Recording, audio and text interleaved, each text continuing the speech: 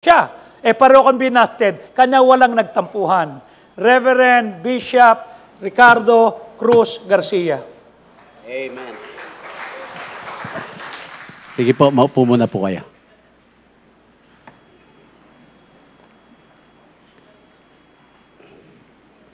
Salamat, Pastor Joey. Alam niyo po, pag pinag-uusapan yung edad, na nung ikaw ay bata pa at kukuha ka ng driver's license, hindi ba pinatataas yung edad? Di ba? Kaya kung 16 ka lang, kung 18 o 17 ng araw, sasabihin niya, gano'n na yung edad niya. Pero pag ikaw ay matanda na, pinabababa mo na yung edad mo. Ano po? Na ako po ay this coming October, una po ako kay Pastor Joey, pero sumabay po, magkasabay po kami sa isang neighborhood lamang, na ako po ay magsi-67 na this coming October. Halata man o hindi. Na? Ang aking prayer po sa church, sabi ko, ang aking prayer, gusto ko abutin ako ng una, 85 eh. Kasi si Caleb, 85, di ba? Malakas pa eh. Si Daniel, 85 rin. Tuwing na-excite po ako sa gawain ng Panginoon, gusto ko madagdagan ng 10 taon pa. Kaya 95 na po ngayon. Sabi ko, yung 95 years old ako, gusto ko yung productive pa rin. No? 95 ka nga, bedridden ka naman, di wala rin. No? Baka yung, di ba, papalitan yung diaper mo, may batok ka pa doon sa papalit. Kaya yun po ang aking prayer. Kaya sabi ko sa church, sa isang taon, by twos na ang bilang. Kaya kung 67 ako, 69 na po ako next year. Tapos, ayun po, para umabot, di ba? Pag isa-isa baka hindi umabot eh. Kaya dala-dalawa na bilang. Anyway, salamat po sa Senior Citizen Act na doon sa amin po mga discount. Biro niyo po, 20% po yun. Pag sa gamot, ang laki. Kaya nga, salamat po kay Pastor Benny. Biro niyo po yan, ano? Yung nga lang, sabi, marami, pagkakain, di ba? Meron ka rin discount. Libre pa sinihan. Nanonood kayo. Noong araw kasi, nung kami po, 1980, na-save po ako. Ang preaching po noon, talagang pag ikaw ay nanonood ng sine, parang meron kang sungay at buntot. Karnal ka. Kasi yung mga nangangaral noon, mga senior citizen na ngayon eh. Libre na sila sa sine. Kaya sila nanonood ngayon eh. Sabi ko, para yata na bago ah. Anyway, salamat po na marami. Isang pribileyo pa rin, ano? Na tayo po ay naririto, nag-aaral ng salita ng Diyos. Amen? Kaya ito po, yung kumanta po, si Brother June. Bata pa lang po yan, nasa akin na. Way back 1983. Ano po, 1983. Nag-start po ako ng gawain doon sa Marilao. Yaan po ay October 1983. Tapos, nung 1983 po, no, ang December 25, natapat ng linggo. Kaya ako po ay nandoon sa Mission House. Tapat lang po kasi ng bahay nila eh. Tapos yung aking song leader, si Pastor Ed Bunyog na po ngayon yan. Tapos si Christy Macaraeg. 4 yata kami. Tapos yung brother ko si Jojo. Yan, kilalang-kilala sa bangkal yan, si Jojo. Yun ang aming pianist. So wala pong umaatid. Alam nyo naman, ilang buwan pa lang kaming gawain. Tapos, Pasko pa. Siyempre, unahin yung aginaldo. Di ba? Kaya yung mga nag-a-attend, sa aginaldo sila naghahanap. So, nangyari, tuloy pa rin po kami, kahit 4 po kami. Si Pastor Ed Bunyog, pag nag-song leader, kala mo po, 300 yun na kumakanta eh. Talaga pag nagbit yan, pag ganun pa eh. Tatatlo lang kami doon. Pag 4 yung pianist. Tapos nung magpipreach na po ako, pumasok po ito, 5 yan, magkakapatid. Mga bata pa sila. So nagkaroon po ako ng audience. Kaya mula po noon hanggang ngayon, kasama ko na po itong mga ito. Kaya puriin ang Panginoon. Ano po? Kaya kung meron man nakakaalam ng buhay ko, yan po mga yan. Na yung aking mga sikreto, hindi na po sikreto ngayon. Ano po? Alam po nila yan. Wala po akong tinatago sa kanila. Yun naman po talaga dapat, di ba, sa gawain ng Panginoon? Lalo na't lingkod ka sa ng Panginoon, wala dapat sikreto. Amen? Kaya ba meron mga sikreto? Pwede naman kayo magsikreto. Yung nga lang, sabi ng Bible, ibubulgar din ng Panginoon yan. Amen? Iba po yung nagtatapat, iba po yung nabubuko. Yung iba kasi umaamin dahil nabuko. Na yung iba naman, umaamin, talagang nakonsensya na lang. Ano po? So, purihin ng Panginoon, nandun pa rin po tayo sa the heart of the pastor.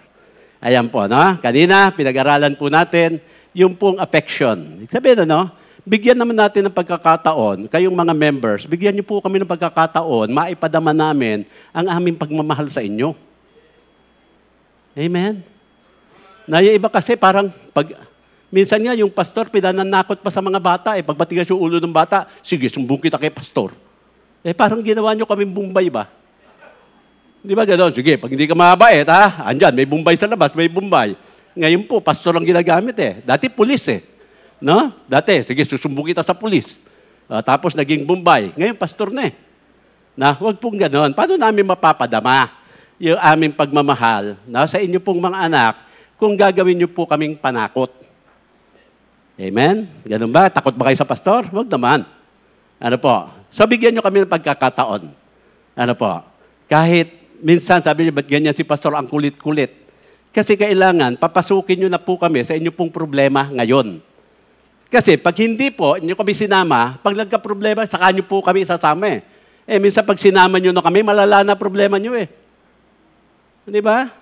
Lagi ko po sinasabi sa mga kabataan na akin pong nakakausap, pag papasok kayo sa relasyon, isama nyo si pastor.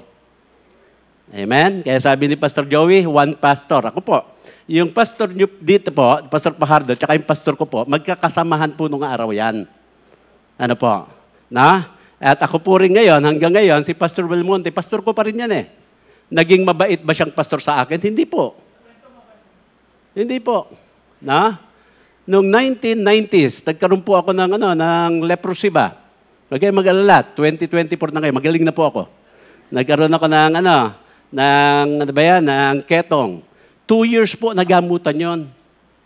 Nagpagamot po ako doon sa DOH, yung mga doktor po nila, dahil ayaw ko magpunta sa sa Jose Reyes. Kasi sabi ko, dadalhin niyo ako sa Jose Reyes. Tapos makikita ko yung mga pasyente doon, wala nang ilong, wala nang tenga. Baka hindi ako mamatay doon sa sakit ko doon sa nakikita ko So, dinala po ako doon. Sabi sa akin nung doktor, sabi, ang inyo pong sakit ay Hansen's disease. Sabi ko, ano yung Hansen's disease? Sabi niya, yun po yung leprosy. Sana diniretso mo na ako, pa-Hansen's ka pa dyan Ang gamutan nyo po ay aabutin kayo ng 24 months. Hindi ba 2 taon yon? Opo. Bakit? Sana sinabi mo 2 taon na lang? Kasi po pag buwan, parang mas maigsi kaysa taon Ayun po, Hindi po niya ako nadalaw. Tapos po, yung misis ko ngayon, girlfriend ko pa lang nung araw yan, sinasabing gano'n, huwag yan si Butch ang pakasalan mo. Ito na lang yung pakasalan mo. May bahay na ito, maraming pera. Ginanon po ako. Amen? Pero alam niyo po, ginantihan ko ba siya ng masama? Hindi po. Minahal ko pa rin po siya hanggang ngayon. Alam niyo kung bakit? Kasi siya ang ginamit ng Panginoon para mabago ko tayo pa naman mga Pilipino, sanay tayo sa bayad utang na loob Kahit sinasalbahin na tayo, basta may utang na loob, ando pa rin tayo sa kanila nung mga unsaved tayo, ganon. Winalangya ka na, dahil may utang na loob ka, pambira, saludo ka pa rin. Paano kung ikaw'y ligtas na? Di dapat, mas mahigit pa yung ginagawa natin. Ay tinuro naman sa iyo salita ng Diyos. Ano po? Kaya yan po, ang naging istorya po namin ni Pastor Joey. Ano po? Kaya kami po, basta pastor, iginagalang po namin yan. Kahit minsan yung mga pastor, wala lang respeto sa kanilang sarili, nire-respeto pa rin namin. Pastor Amen? Basta pastor po, wala na pong argumento yan. Basta pastor, pastor yan. Dapat kilalanin natin siya na pastor. Maliit man ang gawain niya, malaki man ang gawain niya, pastor pa rin yan. Amen? Tinawag ng Panginoon yan. Sa purihin ng Panginoon, mga kapatid, nasabi pa rin nga ng Bible, di ba? Binigyan tayo ng pastor, naayon sa puso ng ating Panginoon. Amen?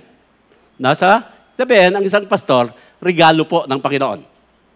Ano ba ginagawa niyo sa regalo pag binibigyan kayo? Di ba? Piniprecious yun siya Mga treasure yan nilalagay niyo pa sa isang baul yan, tapos nilalagay ng tatak among my souvenirs. Di ba? Bigay ni pastor yan di ba? Ganon. Pero pag pastor kaya, ganon din kaya ang ating turing o ibinabalibag natin? Hindi dapat. Amen? So tayo po tumayo na po muli. Basahin na po natin ulit yung ating text. Sa 1 Thessalonians chapter 3 pa rin, hanggang chapter 10. Sabi po dito, wherefore, when we could no longer forbear, we thought it good to be left at Athens alone, and sent Timotheus, our brother, and minister of God, and our fellow laborers in the gospel of Christ, to establish you and to comfort you concerning your faith, that no man should be moved by these afflictions, for yourselves know that we are appointed thereunto. For verily, when we were with you, we told you before that we should suffer tribulation, even as it came to pass, and you know. And this cause, when I could no longer forbear, I sent to know your faith, lest by some means the tempter have tempted you, and our labor be in vain. But now, when Timotheus came from you unto us, and brought us good tidings of your faith, and the charity, and that you have good remembrance of us always, desiring greatly to see us, as we also to see you. Therefore, brethren, we were comforted over you in all our afflictions and distress by your faith. For now we live, if ye stand fast in the Lord. For what thanks can we render to God again for you, for all the joy wherewith we joy for your sake before our God, night and day praying exceedingly that we might see your face and might perfect that which is lacking in your faith. Mapagpala namin Diyos, ikaw po ang siyang gumabay sa amin pong patuloy na pag-aaral ng inyong pong salita. Lagay mo po, Panginoon, sa aking labi at dila ang mensahe na gusto mo pong ipahatid sa mga anak mo po ngayon. At kung meron po sa aming kalagitnaan, wala pa mong katiyakan ng langit, iligtas mo po siya, Panginoon. Ito po ay aming pong hiniling lahat sa pangalan ni Jesus. Amen. Pwede na po, maupo ang bawat isa sa atin. Sa dito, makikita po natin, una, yung affection nga. Pangalawa, yung pong unselfishness ng isang pastor. And we really wanted to know what is really inside a pastor po. O isang manggagawa ng Panginoon. Ano po, para po mga kapatid, malaman natin, makilala talaga natin ang isang tao, hindi ba? Dapat alamin natin kung ano ang nasa puso niya. Kung makikita po rin natin, the ministry of the Lord Jesus Christ, He spent more time with His disciples as well as mga apostles niya. Kaya every time na sila po ay mag-uusap-usap, they always talk about the ministry. At doon po sa kanilang pag-uusap ng ministry, about the ministry, ang ating Panginoon, lagi niya pong binabanggit kung ano yung nasa puso niya. Amen?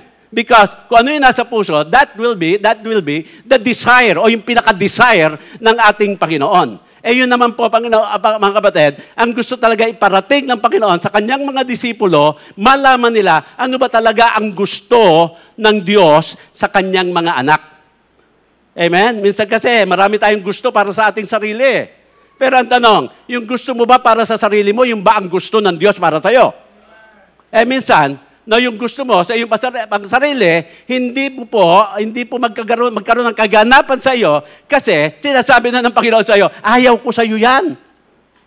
Huwag mo nang ipilit. Kasi pag pinilit mo, wala ding mangyayari, magsasayangan lang tayo ng oras. Hindi ba? Amen? Kaya diyan po lagi dumarating yung sinasabi po natin na pag meron kang plano sa buhay, ilapit mo muna sa Panginoon.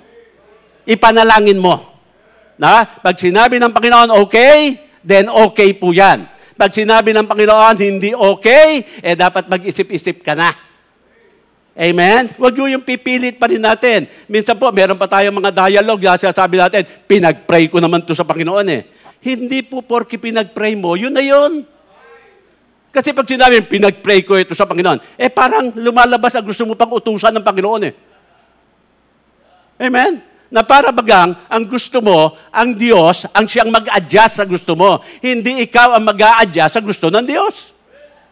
Di ba? Kaya nagkakaroon ng marami pong frustration. Kaya po mga kapatid, sinasabi natin, bigo naman ako. Tapos dumarating pa tayo, bakit ang tagal ko ng mananampalataya? Hindi pa rin ako pinagpapala ng Panginoon. Huwag mo tanungin ng Panginoon, tanungin mo sarili mo kung bakit. Amen?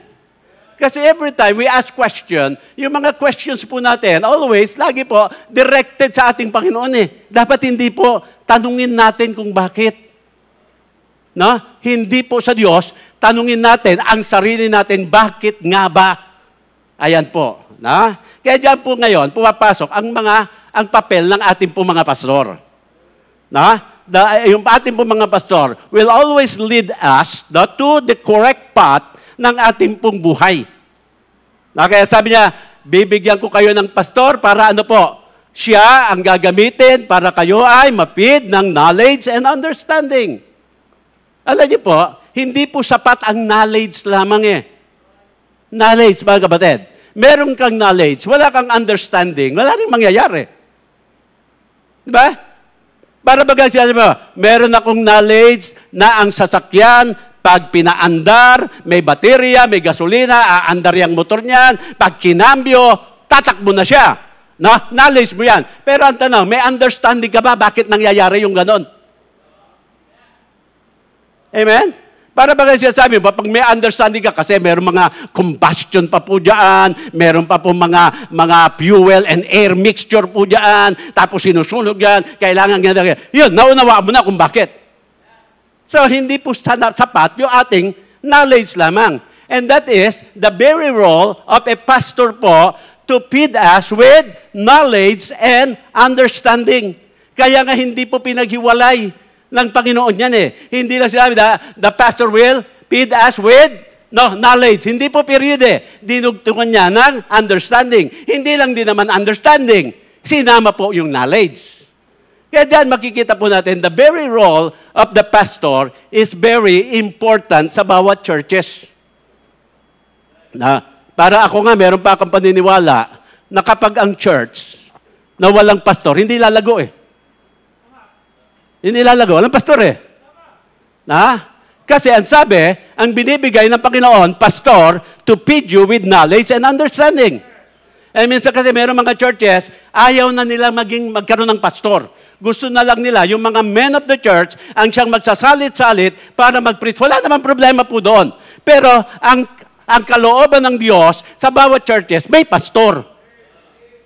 Amen? And sad to say, many works po, nasa ibang bansa, nawawalan na po ng mga pastor eh. Napakalungkot. Nakaranas po ako, magpastor sa isang church na napakatanda na doon sa Tayug, Pangasinan. Na-save ako ng 1980, nagpastor na po ako ng 81. So 1 year pa lang ako sa Bible School, tinanggap ko na po yung gawain po doon. Kasi ang sabi ng mga members doon, ang gusto daw nila na pastor ay Ilocano. Ilocano po ako. So tinanggap ko. Sabi ko ako, Ilocano ako. So nandoon po ako, mga kapatid, nag-preach ako. Hindi naman ako masyadong fluent sa Ilocano. Pinipilit ko po mag-Ilocano. Nagme-memorize ako ng mga verses mula po doon sa Bible na Ilocano. Nasabi, the wages of sin is death. Alam niyo ba sa Ilocano yan? Tisupapak, tibasol, kit, patay. Biro niyo po. Ang tindi, oh. Wages of sin, supapak. Tama ba yun, Pastor? Ilocano po yan si Pastor Magarigan. Sabi ko, hirap na hirap ako, pero I really tried my best. Dahil doon yung naliunawaan nila. Pag nagbibisita ako sa kanila, yung mga matatanda, nakikinig ng drama sa DCRH, puro Tagalog yun. Sabi ko, walang niya kayo. Gusto niyo ako mag-Ilocano, drama, naintindihan niyo Tagalog. Kaya mula ngayon, wala nang Ilocano. Tagalog na ang aking preaching. Amen? Amen? Sila Doc Henry, yan. Yung pamilya po na yan. Nandoon po yan na nagpapastor po ako doon. Di ba? Napakatanda na. Ano po? Kaya ano ang nangyayari po dyan, mga kapatid? Hindi sila makalago-lago kasi po, wala silang pastor. So dumating po ako doon, siguro ang member parang di ko malaman kung 14. Ang young people, wala pa sila Doc Henry noon. 14. Ang young people, isa lang, babae. Lahat mga 50 years old, mga 60 years old, mga ganyan. Tapos yung isang young people na babae, hikain pa. Sabi ko, ano ba naman to, Panginoon? So pag nag-preach po ako ng soul winning, samahan naman lahat yun. Yung nga lang, pag nakalakad na kami na isang kanto, sasabihin ng mga matatanda, Pastor, agawid kami, nabannog kami. Uwi na raw sila, pagod na raw sila. Isang kanto pa lang yun nabasa na Nag-stay po ako doon, mga 1 year and 8 months. Nagkaroon na po sila ng mga tao. Sa akin pong nakita po doon, kailangan po ng pastor sa isang gawain. Dapat po, tayong mga members naman po ngayon, makita natin ang pastor may halaga. Na napakahalaga ng isang pastor sa ating church. Amen? Amen? Actually po, kung titignan po natin, bakit po mahalaga? Yun ang binigay ng Panginoon Sabi sabihin, kaya binigay po yan, para po, yung pastor na yan, ang siyang magtuturo po sa inyo kung ano ang kalooban ng Diyos sa ating mga buhay. Amen? Para makita po natin yung life's mission po natin. Ano ba talaga ang gusto ng Diyos para sa iyo? Ayan. At alam niyo po, pag atin na pong natutunan at nalaman kung ano ang gusto ng Diyos para sa atin, doon po makikita natin, yung ating buhay, talaga po magte-take off ng maayos yan. Na maganda ang take off po niyan. Di ba? Tapos level ka na doon sa 32,000 feet. Na altitude. Maya-maya, bagamat napakataas ka na, siyempre may mga turbulence pa rin dyan.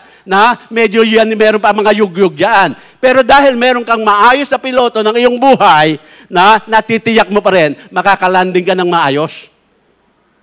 Amen? Yan po ang papel ng isang pastor. Amen? Pero sabi ko nga sa inyo, alamin natin yung puso ng isang pastor. Hindi lang yung galing niya magsalita, hindi lang kung ano siya, kung sino siya. Alamin po natin yung puso ng ating Panginoon o ng ating mga pastor. Kasi ang ating Panginoong Jesucristo, yun din ang kanyang ibinahagi sa kanyang mga disipulo na kanilang maramdaman, makita kung ano ang nilalaman ng puso ng ating Panginoon. Kaya nga nung siya po'y bumalik na sa langit, di ba? Sino na naiwan po dyan? Yung mga disciples niya. Ano yung mga ginawa ng mga disciples? Pinagpatuloy po nila yung gawain na kung saan galing na yung inspirasyon ay doon sa puso ng ating Panginoong Jesucristo. Ito ang gusto kong mangyari. Ito ang dapat nyo gawin. Greater works ang magagawa nyo pa kesa doon sa ginawa ko. And they continued. At masasabi po natin, napakasaya kasi yung ebanghelyo na yon umabot na po sa atin ngayon. At tayo po ngayon ay meron ng kaligtasan. Amen? Kaya yan po, mga kapatid. So, nandun yung compassion and selfishness. Doon din po, mga kapatid, yung tinatawag nga nating, compassion. Ayan, 3. Pang-apat po ngayon, ito po, tawagin po natin ito, na in the heart of the pastor is protectiveness for his people. Amen? Alam niyo minsan, ang tingin niyo sa pastor, napaka-stricto. Ang bihira si pastor, napakatapang, napakaganon, masyado siyang stricto, na para ang daming bawal. Alam niyo po ba, yung mga don'ts ng pastor is not actually killing your joy. Pag pinagbawal kasi, pambira killjoy naman ito. Hindi po. Kaya po bawal, may dahilan. Di ba nakakakita kayo ng mga warning sign? Pag warning sign ba, ibig ba sabihin, yan ay pangit na salita. Warning, falling rocks. Warning, slippery low road. Warning, yan ba'y malalupit na salita? Hindi po. Yung mga warning na yon is always a sign of protection. At alam niyo po ba, mga kapatid, bakit kailangan ka proteksyonan? Because doon sa affection ng isang manggagawa sa iyo. Amen? And he even forget, less of himself and more of others because of that love. Kaya binibigyan tayo ng protection ngayon. Di ba? Kaya every time, mga kapatid, may preaching dito, maaari sabi mo, ako yata yung tinitira, ako yata, nasasaktan na ako. Okay ngayon, nasasaktan ka At least alam mo, may pakiramdam ka pa. Hindi ka pa manhid. Amen? Yung iba nga, kulang na lang, banggitin yung pangalan mo Nakangiti ka pa rin Tapos sasabihin mo, Pastor, sayang, wala sila. Amen? Sabi po doon sa verse number 5. Tingnan niyo po. 1 Thessalonians verse number 5. Ito pa sabi, for this cause, sabi niya ganon, when I could no longer forbear, sabi niya, I sent to know your faith, lest by some means the tempter have tempted you and our labor be in vain. Nasaan po gusto proteksyonan ni Paul ang church ng Thessalonica? Doon po sa manunukso. Amen? Alam niyo po ngayon, mga kapatid, because of social medias, ang dami nyo na natututunan eh. Minsan, nasa tama ka na, nakapanood ka lang sa social media, naliko ka pa. Amen? Kaya mga kapatid, kung ganoon, basta yung napanood nyo sa social media, hindi yun ang tinuturo ng pastor nyo sa pulpit, mali yun. Hindi porke sabihin nyo po, ang galing magsalita eh. Ang demonyo magaling din magsalita. Sabi gwapo eh. Sabi ng Bible, even Satan can transform into an angel of light. So pwede rin maging gwapo ang demonyo. Mas gwapo sa aming mga pastor, pero okay lang. No, kahit mas gwapo, kanya na yung kagwapuhan niya, kung puro katiwalian naman yung tinuturo niya. Amen? So yan po, ano po, dadalhin yan siyempre namin sa pulpito para sabihin sa inyo, mali yan, huwag yan, hindi yan. Amen? Yan po yung sinasabi ni Paul dito. Kasi kung wala rin namang epekto yung mga naituro namin sa inyo, then our labor is in vain. Can you just imagine, mga kapatid, sigaw kami ng sigaw dito? Mahal sabihin nyo, pastor, ba't kayo malakas sumigaw? Ba't pag-preach kayo talaga sumisigaw? Alam niyo po, mga kapatid, ang pastor, kaya po sumisigaw para yung preaching namin, marinig din namin. So, ibig sabihin, hindi lang para sa inyo yun, para din sa amin. Amen? Kala nyo, kami lang, bambira si pastor, umatin na nga, sinermonan ka pa. Talaga naman, puro sermonan nandito. Amen? So, yan po sinasabi po dito, Kaya, dito po, yung reason when I could endure it no longer, sabi po ni Paul, I also sent to find out about your faith for the fear that the tempter might have tempted you. So, si Paul dito, he was very concerned about the faith ng mga kapatiran po doon. Amen? Lagi niyang kinakamusta. Ang problema dito nga, mga kapatid, hindi niya mapuntahan. Wala po siyang balita na dumarating sa kanya na ano na ba ang kalagayan ng mga kapatiran po doon. Amen? Baka sila ay nahulog na sa mga tukso at sila ay yung ating trabaho ay parang baliwala na po. Amen? Kaya sabi dito, I wanted to protect you from the tempter. At yan naman po dapat the real, very real care ng isang pastor. Kaya akala natin, ang daming bawal ni pastor, ang daming ayaw ni pastor. Nahala niyo po, kaya naman nagiging ayaw dahil sinabi ng Bible, ayaw.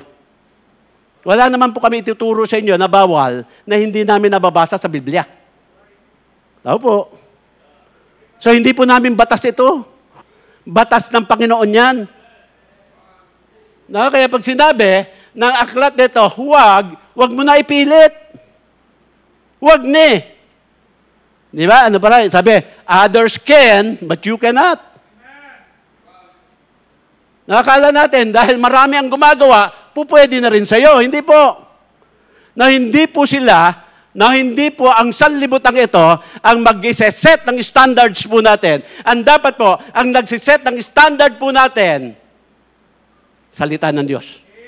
Hindi rin salita ng pastor. Salita po ng Diyos. Amen? Kaya yan po sinasabi ni Paul dito. Nandoon po siya, gusto niyang protektahan ito pong mga kapatiran po natin. And that is why, alam niyo po, the pastor will always teach you how to learn the Word of God. Amen?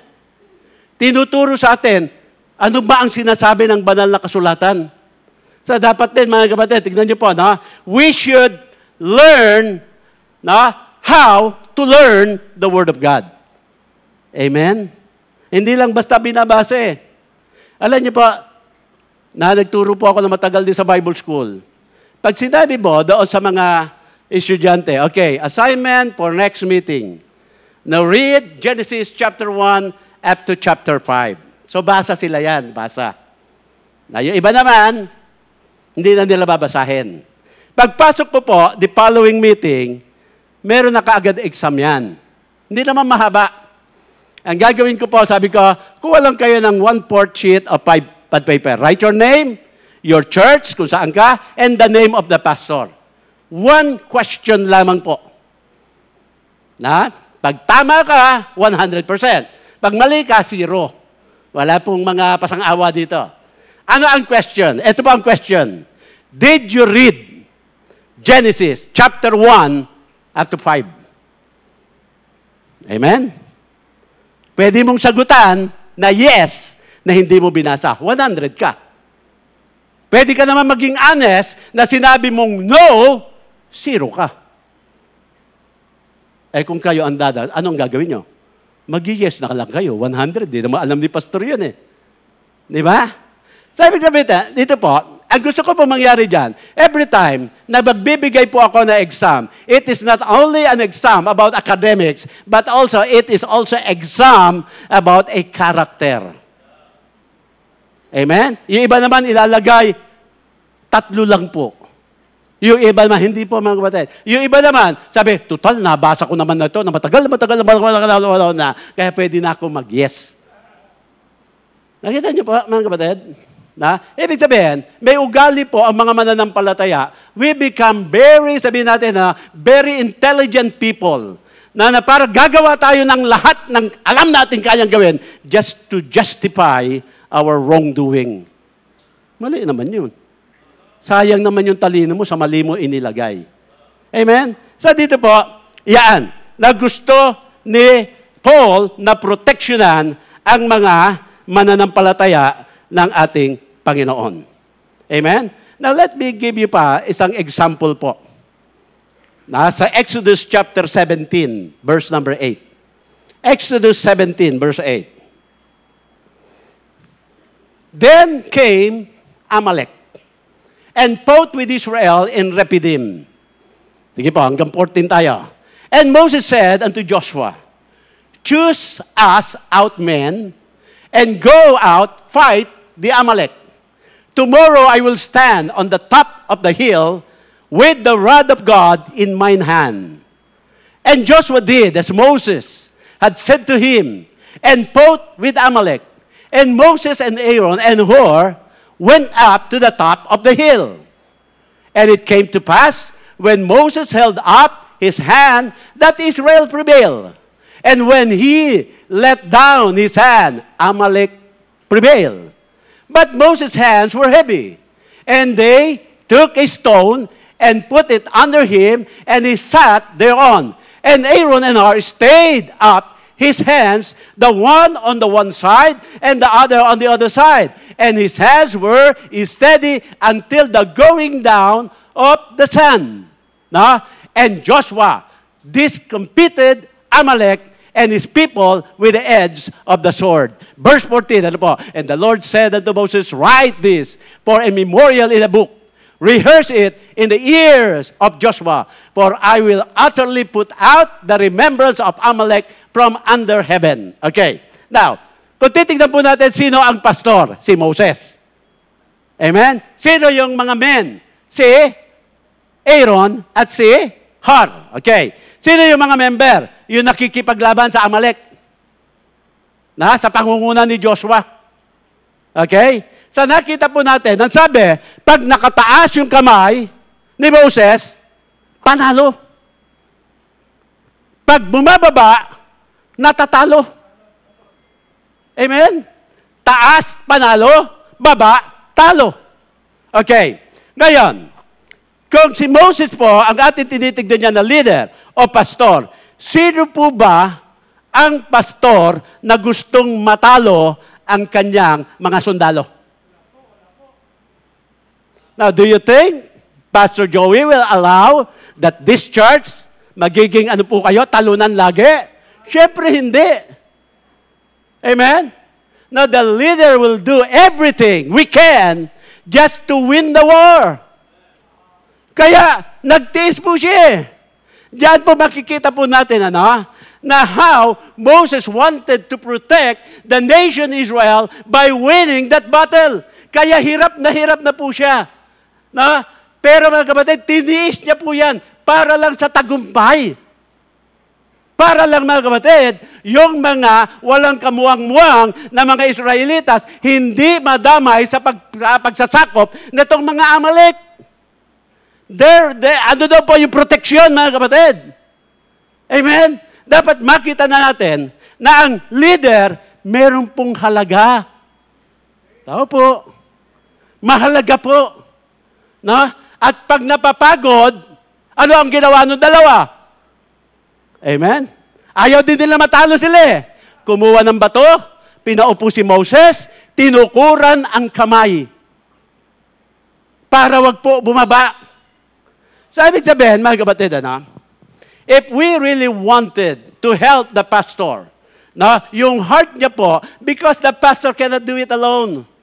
Sa totoo lang, mga kapatid, kailangan po namin ng mga Aaron at mga Hor sa ating gawain. Hindi ba? Hindi namin kaya yan eh. Kaya itong dalawa na ito, tinulungan. Kaya tatlong bagay makikita po natin dito. Una po, makikita po natin the principles. Ano po yung principle? Kailangan namin ng kakampi. Kailangan namin ng kasama. Kailangan namin ng katuwang. Kailangan namin ng katulong. Amen? Pangalawa, syempre, yung ang partnership. Amen? Sa ministry po, hindi lang po kami pastor sa inyo, hindi lang po kayo member sa amin, we are all partners. Doing the will of God sa mundong ito. Ano pa po? Yung tinatawag nating participation. Kailangan, nagpa-participate po lahat. Amen? Amen. Hindi po yung mga iba'y nakaupo, yung iba'y nagtatrabaho. Spectator. Dapat church member. Tama ba yun? Oo, wag yung spectator. Yung iba mga attender lang. Hindi po ganun, mga kapatid. If you identify yourself, you are member of Bible Baptist Church of Pasay, then participate. Sumali ka po, mga kapatid. Pambira, nasalihan mo na yung Glee Club, nasalihan mo na kung ano-ano mga club dyan, nasalihan mo na, pati fraternity nga, sinalihan mo, tapos sa gawain ng Panginoon, ayaw mo sumali. Kaya naman yata sa Panginoon. Amen? Pati yung mga igil-igil, sumali ka na rin. Yung si Igil, si Eagle. Amen? Pero sa gawain ng Panginoon, gusto mo nakaupo lang? While the pastor, na parang hirap na hirap, para proteksyonan po tayo. Kaya po, napakahirap. Kaya makikita po natin yan, the word of the leader. Makikita rin po natin the weariness of the leader. At siyempre po, dapat makita rin natin the welfare of the leader. Amen? So napakasarap, mga kapatid, na merong nag-guide sa atin.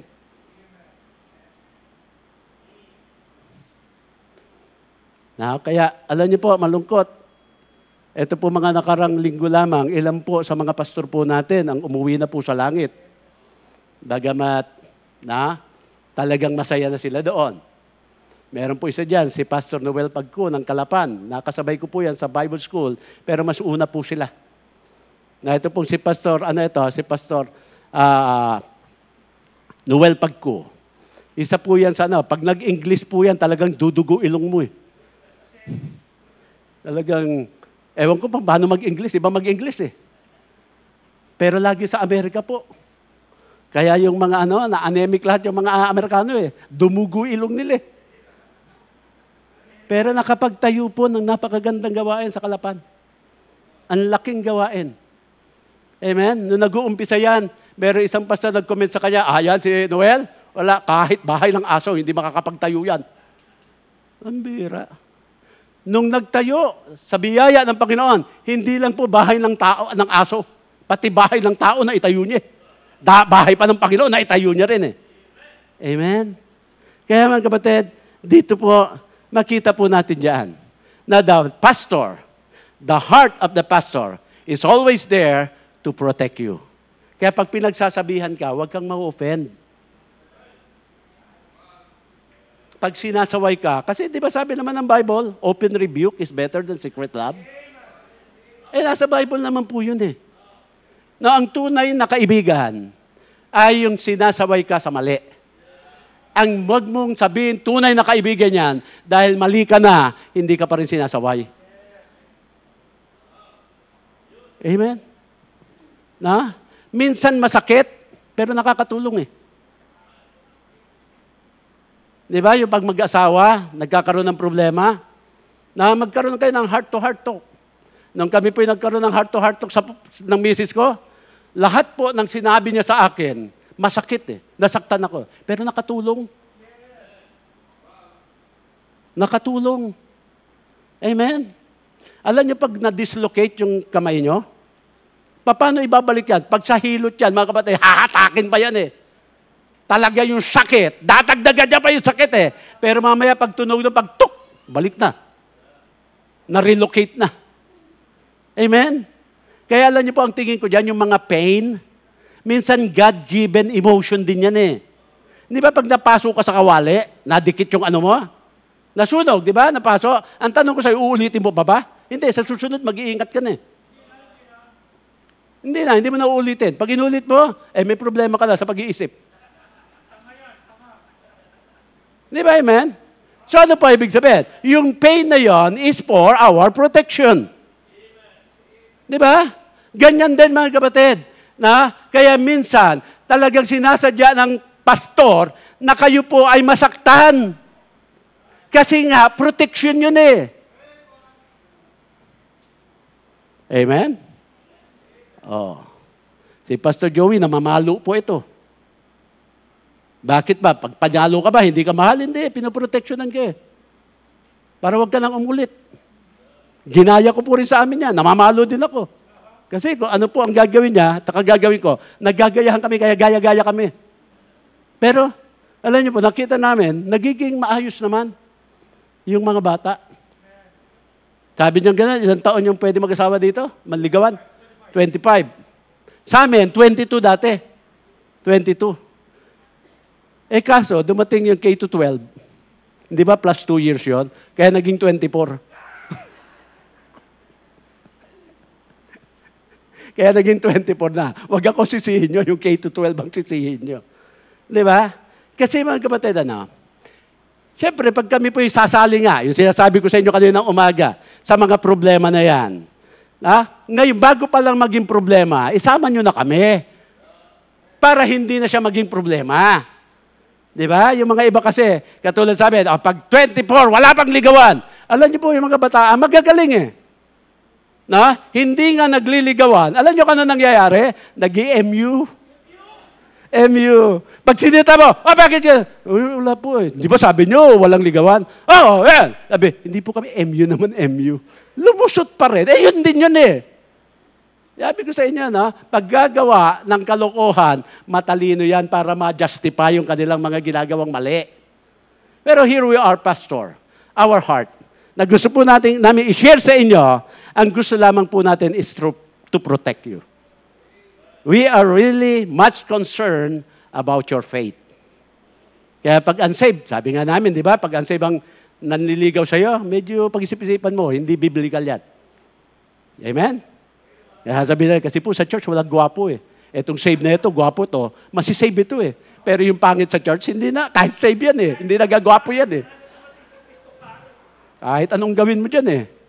Pero alam niyo po mga kapatid, kahit pangit yan, nasa church, at save yan, gagwapo din sa iyo yan eh. Kasi yun ang naging tingin ng message ko sa akin, gwapo ko eh. Kasi save siya eh. Siguro kung ang save yun, hindi ako papatulan eh. Amen? Protection po, mga kapatid. Yan po ang hangad ng ating pastor sa bawat isa po sa atin. And that is our heart. Mga kapatiran. Huwag niyo po sabihin, ang bira naman to si pastor, parang konting kasiyahan na lang nga namin, pagbabawalan pa. Unang-una, marami na pong pinarana sa amin ang Panginoon. Na ang iba sa inyo, baka hindi pa nararanasan. Amen? Amen? Sabi nga ni Pastor Joey kanina, di ba? Yung mga papel ng Bible na ito, dahil India paper to, pwedeng pangbalot ng marijuana. Talaga pag hinitit mo yan, sasabihin mo, wow, heaven. Kasi Bible eh. Kaya heaven eh. Bible yan eh. Huwag nyo na pong subukan pa. Galing na po kami dyan. At sinasabi na namin sa inyo, kung ano ang hindi, ang pangit na epekto po niyan. Amen? Bakit po ganon? Protection. Bakit lagi namin kinikwento yung mga nakaraan namin? Para protection sa inyo. Amen? Amen? Oo. Hindi yung, susubukan ko nga kung totoo yung sinasabi ni Pastor. Totoo na nga, nangyari na nga, susubukan mo pa. Tangayarn, no? Huwag naman ganon, mga kapatid. Kaya sabi ni Paul dito, baka naman siya na-tempt na ng manunuksyo. Kaya ano ba ang lagay kaya ng mga pananampalataya nitong mga kapatiran dito sa Thessalonica? Di ba? Sabi po, pinadala niya doon si etong si Timoteo. Hindi pa nagbabalik si Timoteo. So, nangangamba pa rin siya. Ano ba talaga ang kalagayan nila? So, hindi siya mapakali, mga kapatid. Kaya sabi niya, parang hindi ko na makayanan na malaman kung ano ba ang nangyari sa kanila. Bakit po ganun lamang ang kanyang pangamba? Dahil po, nandoon yung kanyang proteksyon, naturuan niya sila ng salita ng Diyos, at dahil yun po ay hindi tumalab, ibig sabihin, hindi po sineryoso ang mangyayari po dyan, mga kapatid, na our labor is in vain. And by the way, Christian, dapat po, we always take God seriously in our life. Seryosohin na natin ang Diyos. Na wag lang po tayo, sabi nga, we are sometimes playing church. Yung laro-laro, nanay ka, tatay ka, di ba? Dito naman, maglalaro kayo, kunyari, save ako. Kunyari naman, unsave ako. Di ba? Hindi po ganun eh. Dapat kung ikaw ay talagay save ngayon, totohanan yon. Hindi ka nagkukunwari.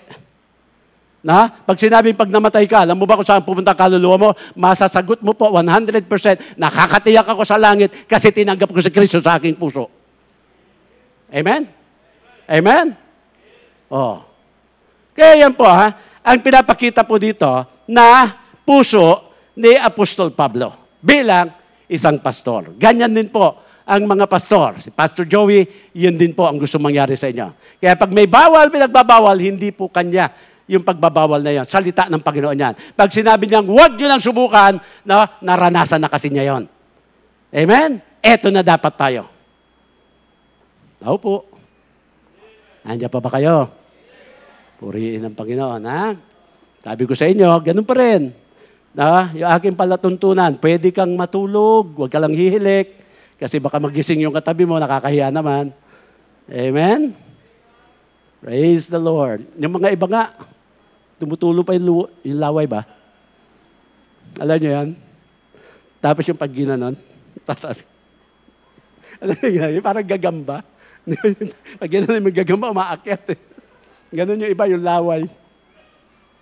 Amen. Panglima. Verse 6. Chapter 3 pa rin. Sabi niya, now, ito na po.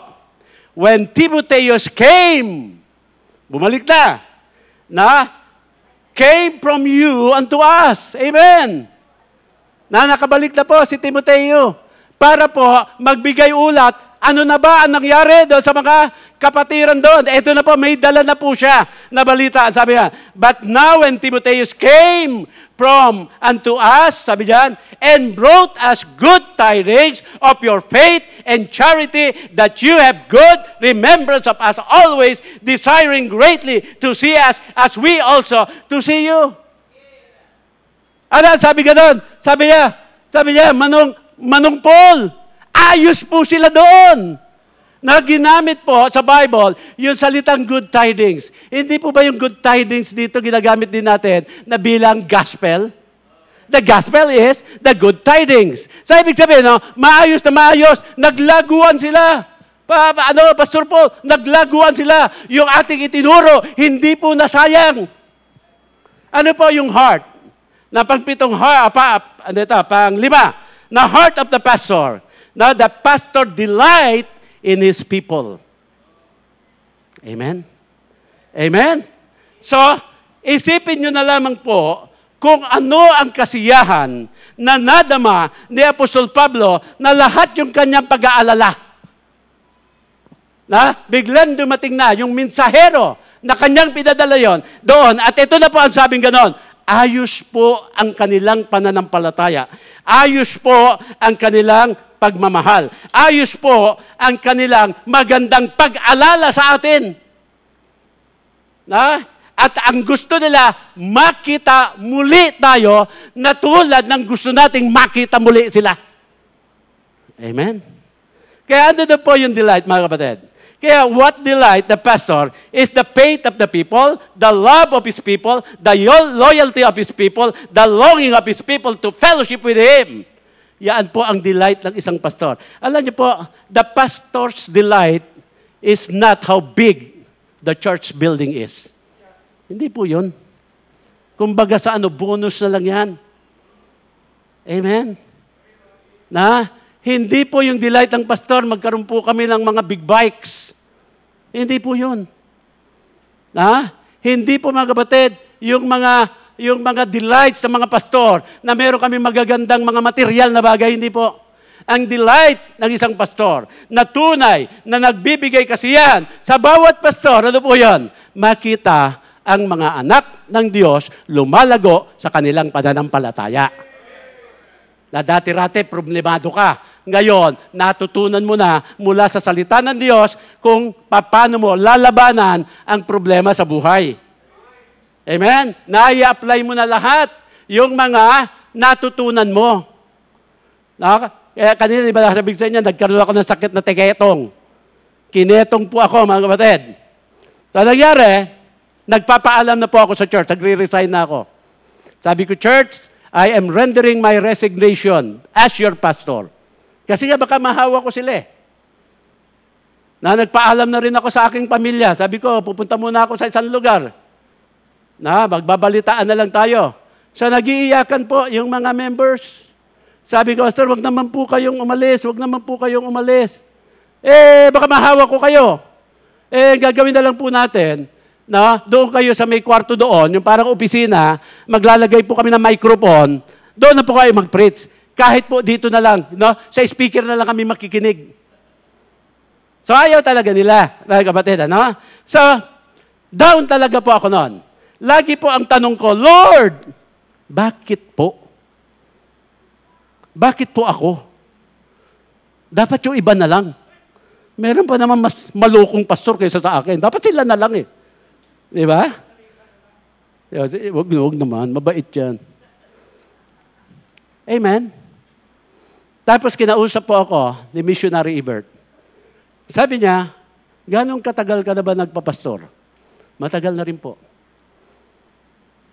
Sabi niya sa akin, okay, ngayon, lahat ng ipinangaral mo sa iyong kongregasyon, i-apply mo ngayon sa sarili mo.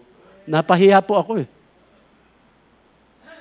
Now here am I, encouraging discouraged members to encourage themselves. Tapos ako po ngayon, discouraged, hindi ko ma-encourage yung sarili ko. Kaya nung sinabi niya, ngayon mo i-apply lahat ng mga ipinangaral mo sa mga tao. Napahiya po ako Amen? Amen? Di ba? Samantalang kami, yung delight namin, makita namin kayo. Pag may problema, nakakayanan nyo, labanan yan. Bakit? Meron kayong mga feeding ng Word of God Now, meron kayong knowledge and understanding about the Word of God. Kaya mula nung sabi ko, Lord, patawarin mo po ako. Dahil alam ko naman, hindi mo papayagan ito kung walang dahilan. Amen? Nung araw, wala pa pong mga cellphone. Pocket bell pa lang. Yung mga pager. Tumunog. May pager ako noon Tumunog. Alam niyo kung sino nag-message? Yung pastor niyo. Sabi niya, Butch, huwag mo intindihan yan. Yung mga pinsan ko, meron din yan. Ayos lang yan. Tapos na nagkita po, saan ka ba uminom? Anong baso ba yung ginamit mo? Sabi ko, eto. Kinuha niya yung baso, ininuman niya. Sabi ko, baka mahawa ka. Okay lang yon. Hindi naman nahawa. Amen? Amen? Kaya ang delight po namin, mga kapatid, makita namin kayong lumalaban. Makita namin laging nakataas yung mga kamay nyo. Amen? At kung meron naman, mga kapatid, manghihina na, meron tutukod dyan. Na sabi nga mga kapatid, nagwagi itong si Caleb, si Joshua, sa labanan na yan.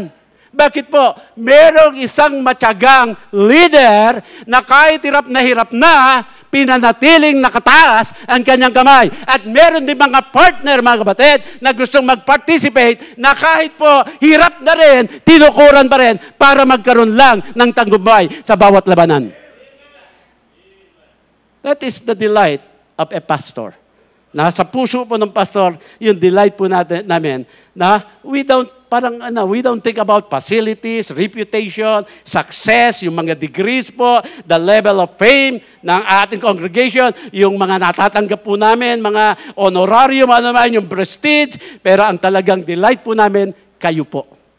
Kaya nga sabi ni Paul, di ba, sa 1 Thessalonians chapter 2, verse number 20, ano sabi niya dyan? You are our glory and joy.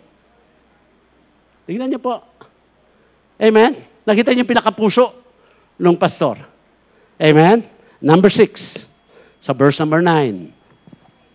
Number 6, verse 9. Ito ang sabi, that for what thanks can we render to God again for you? For all the joy wherewith we joy for your sake before our God. Ang pang-ani na po, gratitude for His people. Amen? We always thank God. Kaya, a pastor who is faithful will be thankful in rejoicing over what God is doing in the hearts of His people. Amen? Kaya mga kapatid, pag nakikita namin, yung dati nakaupo lang dyan, nakikinig, tapos sa susunod na Sunday, nagwawalis na, sa susunod ng Sunday, di ba? Hanggat nakikita na namin, kasali na siya sa Children's Sunday School, di ba? Nagiging, na siya dyan, nawasali na po, sunduhatid, ando doon na rin siya, tagasaway ng mga bata, maya-maya, naging Sunday School teacher na, mamaya, naging Bible student na, maya-maya, naging pastor na. Salamat po, Panginoon. Salamat po. Yung mga dating pakalat-kalat sa Eme Reyes, pastor na po ngayon. Amen? Alam niyo po ba doon sa Limba yun, yung tulay? Ang gagawin po namin nila Pastor Joey noong araw, inom kami ng mga cup syrup. Ganun po kami.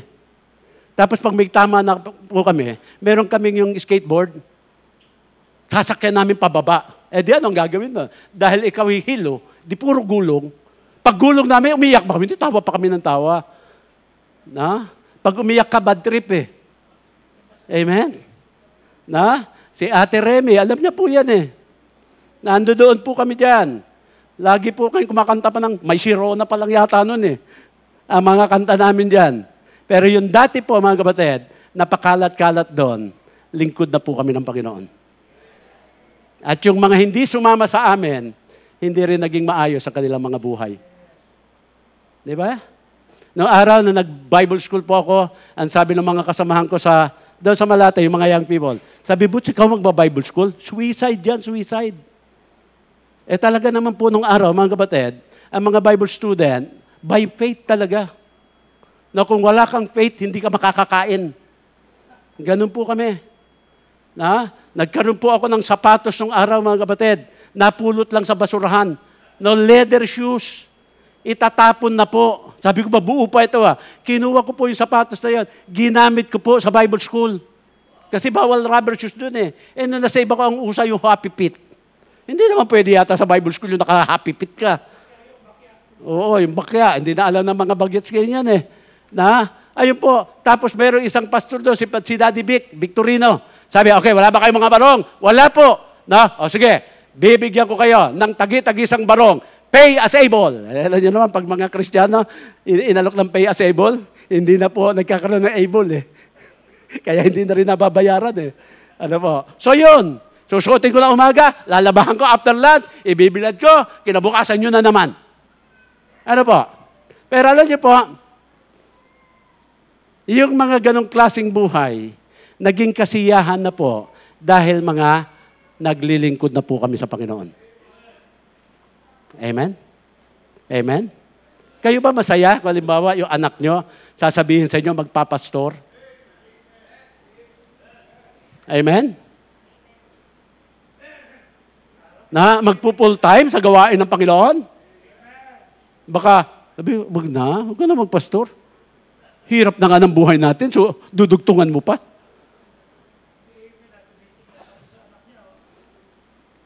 Pag gusto, at alam niyo naman tinawag ng Panginoon, largahan niyo na.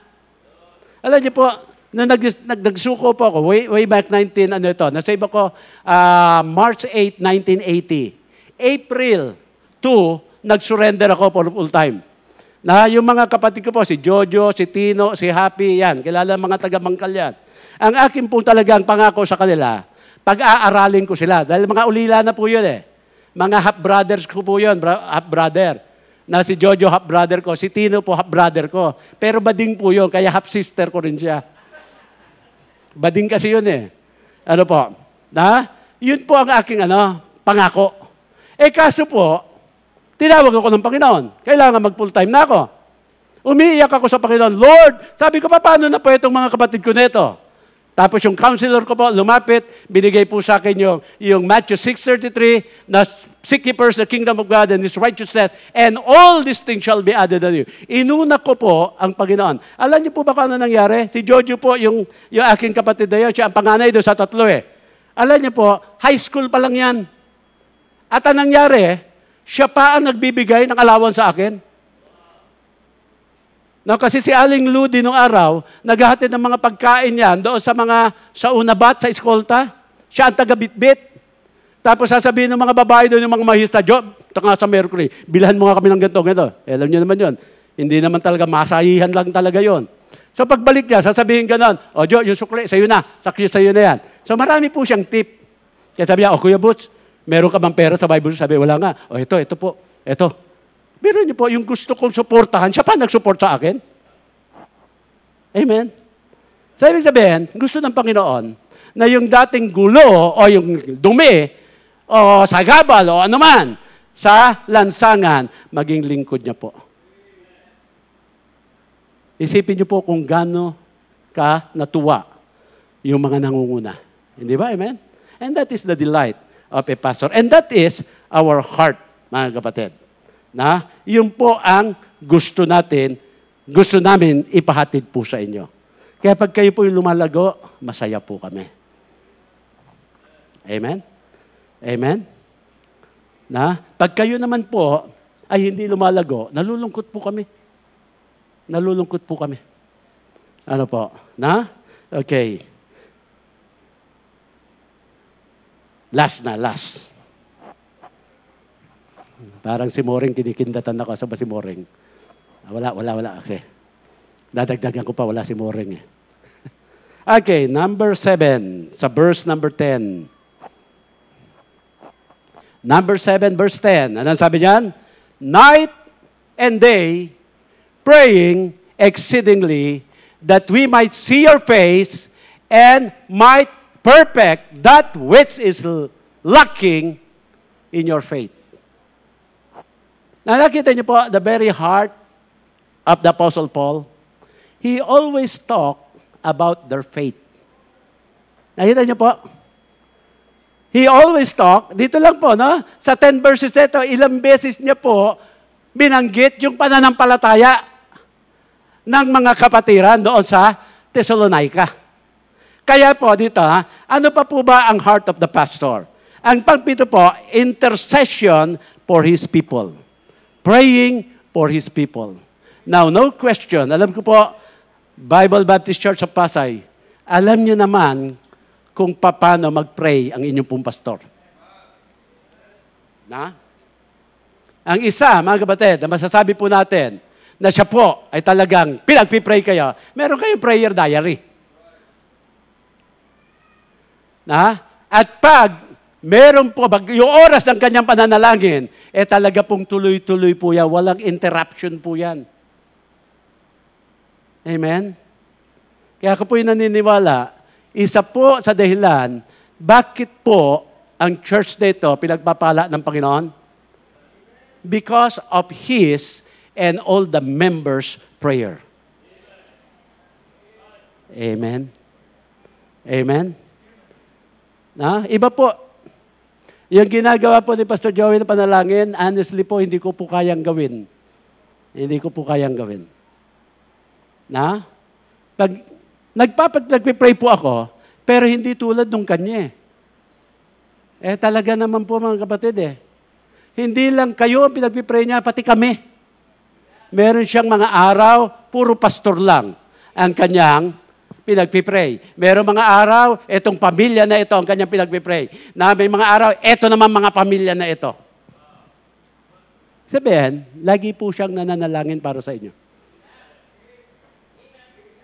Amen? So siguro doon, sa punto na yon, nakita nyo na ang puso ng ating pastor. Hindi na po masusukat yan. Ano po, na? Hindi na nating kaya. Kaya dito po, notice dito, frequently, na sinabi niya dito, nag-i-intercede po siya night and day. Ibig sabihin, all the time, no? Fervently, no? Earnestly, most earnestly pa po, ang kanya pong mga prayer po sa kanila. Na sabi dyan, ulit, sabi daw sa verse number 10. Okay? Tignan niyo po, Exceed, sabi dyan, night and day praying exceedingly that you might see your face and might perfect which is lacking in your faith. Amen? Kaya, 7 elements po sa puso ng isang pastor. Amen. Na? Kaya kung gusto niyo pa makilalaan niyo pong pastor, go deep into his heart.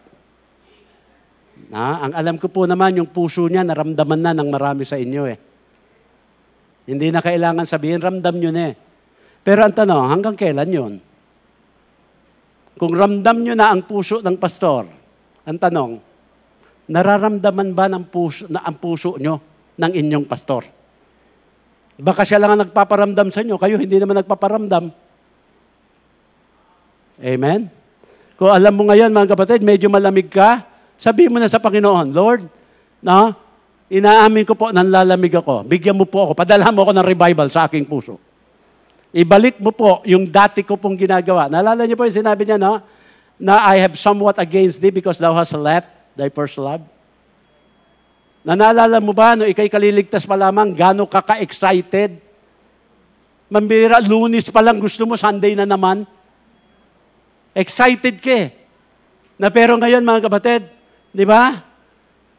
Monday pa lang sabi, naku, malapit na naman maglinggo. Para baga ang linggo, isang araw na ayaw mo nang dumating Bakit? Nawala na Kaya sa buhay po natin, when the thrill is gone, everybody will be gone. Everything will be gone. Pati yung excitement mo sa paglilingkod sa Kanya, nawawala na. Dapat po lagi tayong excited Pag pinag-uusapan, di ba, sabi nga, ng psalmist, I was glad nung sinabi nila, papunta kami sa house of God. Kayo ba'y natutuwa ba pag nag-a-attend ng church? Natutuwa pa ba kayo, mga kapatid, na marinig, makita ang puso ng pastor na kanya pong gustong ihatid sa atin? Amen? So, dapat lang pasalamatan natin ang bawat pastor. Pasalamatan niyo po ang niyo pong pastor. Ilang taong ka na dito, pastor? 28 years. Siya po ay 60 years old na po. Almost half of his year, actually more than half of his life, binigay niya na po sa gawain ng Panginoon. Na-save po ako at the age of 22. 67 na po ako ngayon. Sobra-sobra na Pero titigil pa ba ako ngayon? Hindi. Naranasan ko na yung buhay magulo Babalik pa ba naman ako doon? Amen? Naranasan na po kami, naranasan na namin ang lumaki na ang aming higaan lamesa na madyungan. Kaya yung nanay ko tsaka nanay ni Pastor Sao ko, classmate po yan. Kaya ang mga mukha namin nung bata kami, mukha kami mga one ball Yung pitsa ba? Pitsa na madyong. Pero dahil sa Panginoon, hindi na po kami sumunod doon sa kanilang mga yapak. Nakita na namin ang hindi magandang ano. Nakita pa namin yun ang turo ng aming pastor. Kaya, sabi ko, Lord, salamat po. Dinala mo kami sa isang church nang itinuturo ay ang iyong kalooban lamang. Kaya nanatili po kami. Bali 42 years na po ako naglilingkod sa Panginoon. Amen? 42 years. At wala po akong balak na umayaw. Wala po. Lord, kung hindi mo na ako gamitin, kunin mo na lang ako. Kung gagamitin mo pa rin ako, bigyan mo pa ako ng lakas. Diba? Amen? Yun lang naman eh. Ganun lang po kasimple. Kaya sabi ni Paul, diba? To me to live is Christ, and to die is gain. Kung may buhay, para kay Kristo. Pag mamamatay na, ay kasaganahan po yun. Ganyan din ba nasa puso nyo ngayon? Amen?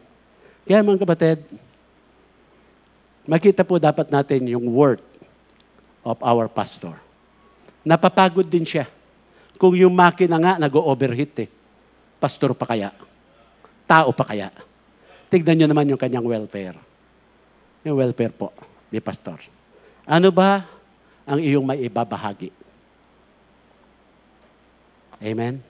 Yung iba sa inyo, marunong mag-basketball. Tiyak, sa laban, ayaw nyo nababangko. Diba? At least maglalaroin kayo, kahit last 3 seconds na lang, masabing na, ipasok ka rin. Pero sa gawain ng Panginoon, mas maraming gusto mabangko.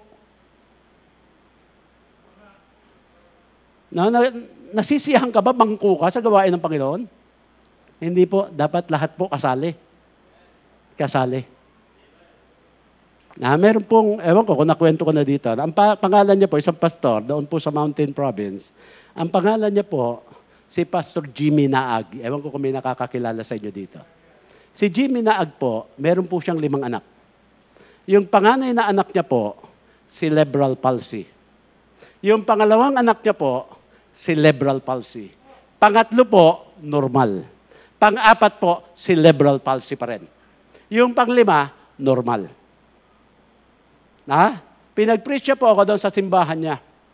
Sabi niya sa akin, Pastor, kita mo yung mga anak ko. Kaya ako hindi masyado makapagbisita. Kasi, Ilocano po siya. Kasi dito sa mga anak ko, full-time ako dyan. Nag-aalaga kami mag-asawa. Sabi ko, nagpatingin ba kayo sa doktor? Ba't ganun lahat? Normal naman daw kami. Pero alam niyo po, nakita ko po, dahil nung kinasandi yan, doon po sa may lugar ng Sayangan Atok ba yun, yung lugar na yan? Basta doon sa Mountain Province. Paggising mo ng umaga, wala kang makikita kung hindi yung hamog. Hindi mo makita ang kalsada. Kaya paggising ko po doon, wala puro hamog. Mambira nung nahawi na po, yung mga hamog na yan, ang daming sasakyan na nakaparada. Pagpasok ko daw sa simbahan, punong-puno.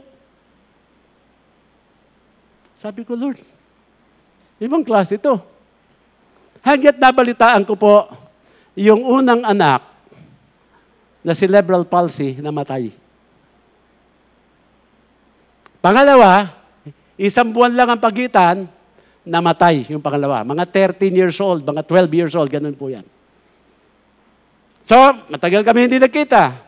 Tapos yung pangatlo po, na normal, nakagraduate po ng nursing. Nagkaroon naman po ng bagyo na si Frank. Nagkaroon ng landslide po doon sa lugar nila, namatay din po yun. Then, 11 buwan lang, yung pang-apat po, na cerebral palsy din, yung pangatlo, namatay din. So, napasyalan ko po siya. Sabi ko, kamusta ka na, Pastor? Sabi niya, ito lang, namatay na yung mga anak ko. Hindi ko na nga napigilan ng sarili ko dahil talagang baksak na baksak ako. Nakainom na po ako, Pastor. Para makalimot lang. Malungkot na malungkot ako. Pero alam ko po, mali yun Kaya ngayon, patuloy pa rin ako sa gawain ng Panginoon. Ang sabi niya sa akin, kahit namatay yung mga anak ko, Pastor, trabaho lang sa Panginoon. Trabaho lang sa Panginoon. Trabaho lang sa Panginoon. Nagpatuloy po siya. 2 years ago siya na po ang namatay, liver cancer. Kaya pag ako po ay nanghihina sa gawain ng Panginoon, Parang yung salita niya na po yan, umaalingaw-ngaw sa aking pagdinig. Trabaho lang sa Panginoon. Trabaho lang sa Panginoon. Kaya mga kapatid, tayo po, trabaho lang sa Panginoon. Amen? Meron pong nangunguna sa inyo, si Pastor Joey. Kahit kailan, hindi po kayo iiwan yan. Kahit hindi nyo pa siya mahalin, mamahalin pa rin po kayo niya. Sapagkat kayo ang binigay ng Diyos sa Kanya. Amen? And that is the very heart of the pastor. Tayo pong lahat ay tumayo. Tayo po tayo.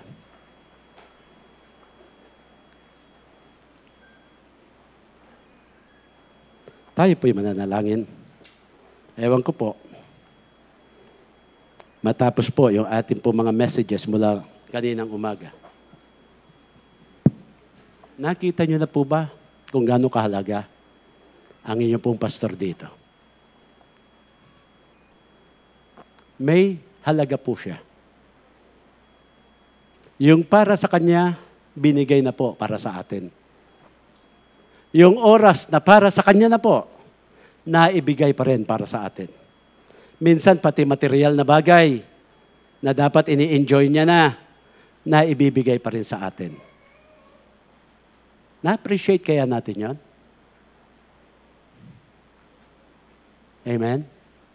Bakit kaya hindi ngayon pong araw na ito, araw ng kanyang kaarawan, pwede ba natin ma-express sa kanya na Pastor will really appreciate you from the bottom of your heart.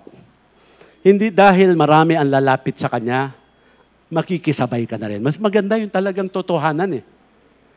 Huwag po yung nadala ka lang, nasama ka lang, naakay ka lang, nasiko ka lang. Kung hindi po talagang galing sa inyong puso na you really appreciate Him. Na hindi naman utang na loob. Though, na meron tayong utang na loob sa Kanya. Kung nakita mo, naging blessing siya sa iyo, why not come? Sabi mo, Lord, Pastor, thank you very much. Hindi ko makakalimutan yung ginawa mo po sa akin. Amen? So, hindi ko po alam kung paano niyo po gagawin yan, but you can just come to your pastor and tell him you really, really love him. Pwede niyo bang gawin ngayon yan? Amen? Tayo po'y manalangin. Mapagpala namin Diyos, salamat po ng marami sa inyo po. Salamat, Panginoon, sa aral na patuloy mo pong binibigay po sa amin. Lalo na po, Panginoon, sa mga lingkod mo po na ginagamit mo para ang aral mo ay amin po maihatid sa mga anak mo po, Panginoon. Lord, sa araw na ito, kaarawan ng aming pong pastor, Pastor Joey, alam ko po, napakarami niya po, Panginoon, na talagang pinagkaloob sa inyo na naibigay naman, Panginoon, sa inyo pong mga anak dito po sa eklesiya na ito. Kaya, Panginoon, sa oras na ito, na amin naman po maipadama na kami po ay laging nararayaan din para po sa Kanya. Kaya, Panginoon, kilusin mo po ang puso ng bawat isa. Kung meron po dito sa aming kalagitnaan na medyo po, alam niya na nagkaroon po siya ng pagkukulang, naway maging matapat po siya. Na ngayon po ang pagkakataon na talagang patuloy na po siya magmamahal at susuporta sa inyong pastor na inilagay sa church po na ito. Kaya pinupuri ka po namin, Panginoon, salamat po ng marami at ganoon din, Panginoon, dalangin ko nga, Panginoon, ang mga anak mo po ngayon na tunay, nalalapit sa Kanya at ipapanalangin po siya. Ito po, Panginoon, lahat ay amin po hinihiling sa pangalan ni Jesus. Amen. Now, men, you can lead. Ito po, you come to Pastor Joey at sabihin nyo, thank you very much. Sige po. Pastors, you can now come.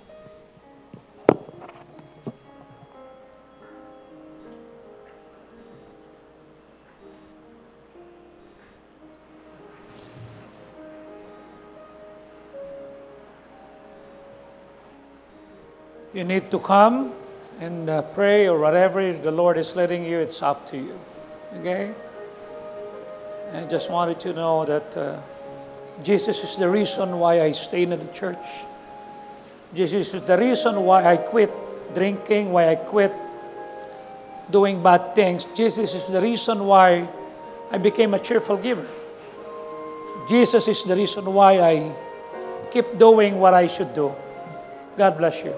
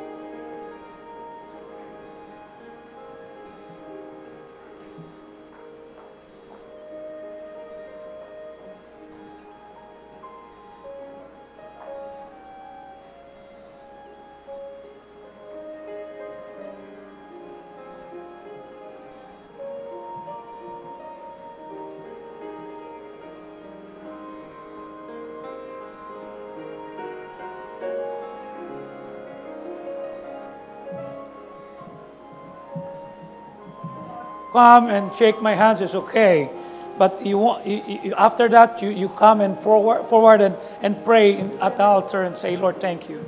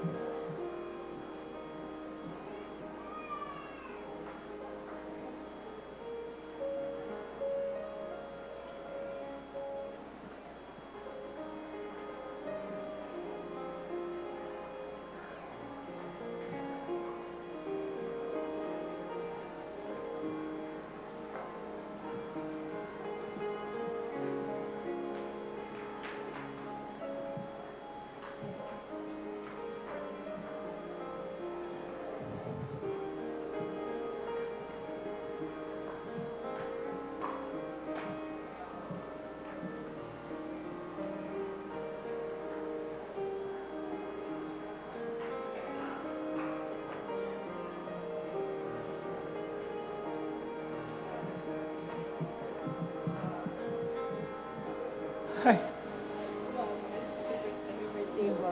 gamit ko yun.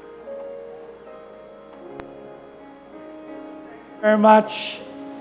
Alam nyo, every time I go to different churches, I always tell your story. I have no story to tell but your story. I'm always thankful. Yeah. Thank you. Thank you. Thank you talaga. Yes. She just invited me to the church, 1978. Villanueva. Pastor Fajardo was not around. Pastor Macido was there. There were only 2 visitors. Ang haba mag-preach si Pastor Macido. Sabi ko kay Edwin, Bart, tayo yata tinutukoy nun. Siguro taas na lang natin kamay natin para tumigil na to. Pagtaas namin ng kamay, yun nga. Sabi ko, hindi na ako babalik sa church na to. Ang haba ng preaching. Eh, kakaunti lang sila. Wala pang 20 eh. Kinasabaduhan nagbisita yung Pastor Macido. Pagbisita ako nasa kanto ng bangkal. Sabi ni Edwin, Oy, saan ka pupunta? Sabi ko, si Raulo, tumatakas na nga ako, tinawag mo pa ako. So pumunta kami sa bahay ni Ate Remy, nandun si Ate Nene, si Ate Remy, lahat. Sabi ko, hindi ako pwedeng maging Baptist. Bakit? Kami ni Butch, Malate Catholic School. Kala mo sabihin ni Pastor Macido, Malate Catholic School din ako galing. But we never came back until Pastor Fajardo transferred sa lugar namin kung saan kami nag-iinuman. Sabi ko, pambihira naman tong taong to. Dito kami nag-iinuman, dyan magtatayo ng church. Hanggang sa nangyari na ngayon, dapat mangyari, then we became apart. That was 1983. 41 years ago. Nagsimula akong binata. Ngayon, 60 years old na ako. And the reason why I stayed here is not because of anything. Jesus is the reason why I quit cursing, why I quit alcohol, why I quit, yung bad attitudes. Jesus is the reason. And He is still the reason why I love the church. He is the reason why I became a cheerful giver. In fact, I always say, nahihiya ako kay Pastor Fajardo, kay Pastor Benny, being associated with them. Tapos hindi ako cheerful giver. So I learned. I became an example. And this is the reason bakit hindi na ako nangaaway. Kasi kanina, nasa labas, may galit na nakamotor. Eh, nakapaino nga ako, tapos sino na ba? Di ba ba ako? Sabi niya, Dad, no, bababayin ko. Ay, Pastor, kayo pala. Saka, pasensya ka na kasi search to. Alam ko nga, kinat eh. Pasensya ka na. Okay? Ako na nakikiusap sa iyo.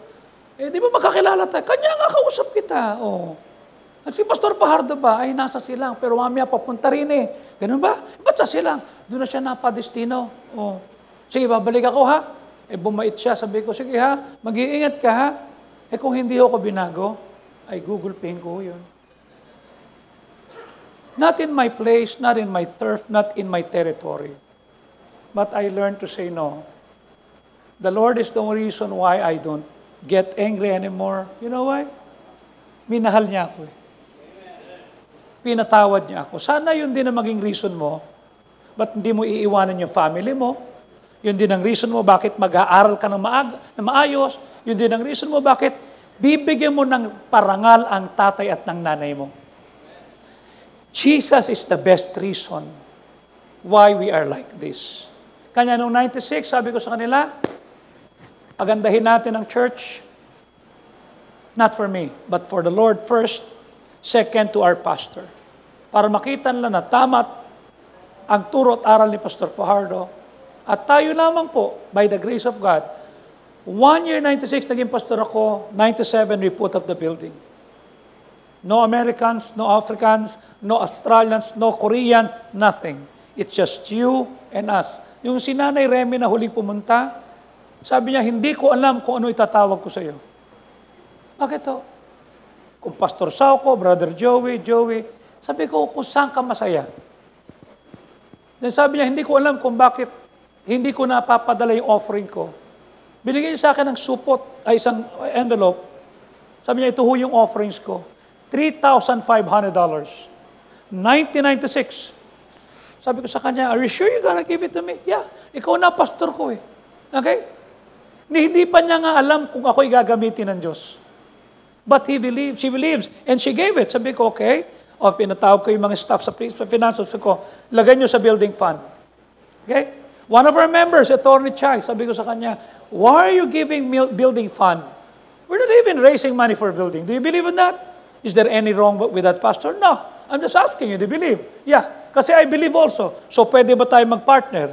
That was 96. Sabi ko, kami na Attorney Chai, naniniwala mag-building. Those of you who want to start with that and join us, then join. Natayo natin to building. You know why? Faith, obedience. He is the reason why we obey. He is the reason why we trusted God. Tama? Eh pag nahihirapan ka mag-aral, sabi ni Pastor, let Him be the reason why you're here. Okay? So thank you very much, Pastor. I would like to ask the men to please bring the chair here. At ating bibigyan ng parangal yung ating pong tagapagsalita. Lahat ng mga tao na blessed. Okay? I want you to give your token of appreciation to our dear speaker. Pastor Butch, will you please come back here? Okay? I want every member, o yung conference host natin, ang Punong Abala. Dati puti, itim ang buhok dito eh. Ngayon puti na lahat. Okay? Dito po kayo ha. Tapos nauubos pa. So I want every district to stand up, okay? Para hindi makagulo. Lahat na. Dito ang pasok, dito ang labas ha. Kung meron kayong gustong ibigay kay pastor, dito kayo tatayo, ibibigay nyo rito, okay? Kamayan nyo siya, sabihin nyo, salamat po sa mensahe. So everybody meron kayong gift para kay pastor, tindog palihog, maghatag ka mo. Tayo na para kay Pastor Butch, okay? Unahan nyo na.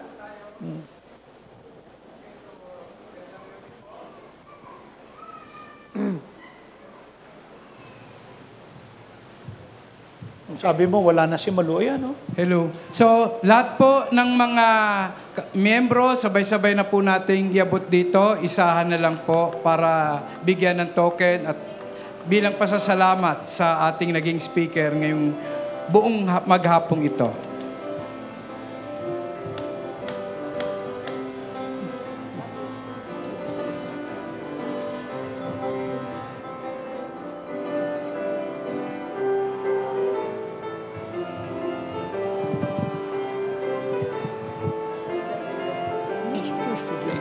Doon po ang daan, and then dito po palabas. You can give anything. Kung gusto nyo po ng yung envelope dyan, cash, pwede nyo lagay dyan sa envelope at ibigay po natin sa kanya. Sasanayin ho ninyo na no matter what your situation is, okay? Learn to become a giver. Don't be a spectator. Don't be just there.